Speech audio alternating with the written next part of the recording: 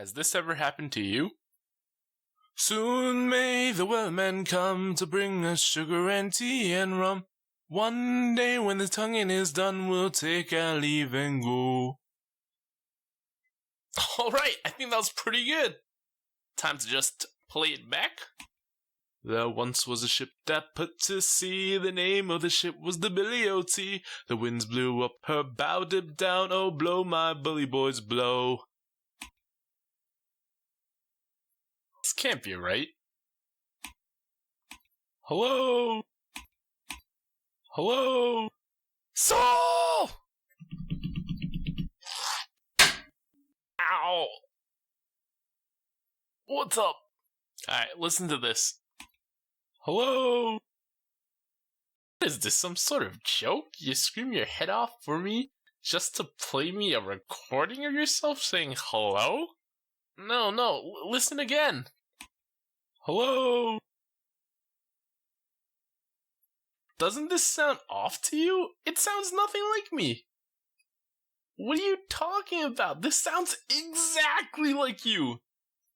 Wait. Have you never heard a recording of yourself? No, but I know what I sound like. I've been listening to myself my whole life, and I know I have this cool, deep voice. Not whatever this is. Well, I hate to break it to you, but that recording is what everyone hears but you. Whew. Okay, let me explain this so you and the audience can understand. What audience? When we hear other people, we hear them through a method known as air conduction. Now you might be asking, what is air conduction? Air conduction is when sound waves are transmitted through the air and to our auditory system. The sound waves will start by traveling through the air canal to the eardrum. When the sound waves hit the eardrum will vibrate. Vibrations are then carried along to the middle ear by three bones, the malleus, incus, and stapes. Those vibrations will travel to the cochlea, the fluid-filled spiral organ which is located in the inner ear. The vibrations cause the fluid in the cochlea to ripple, causing a wave, which forms along the basilar membrane.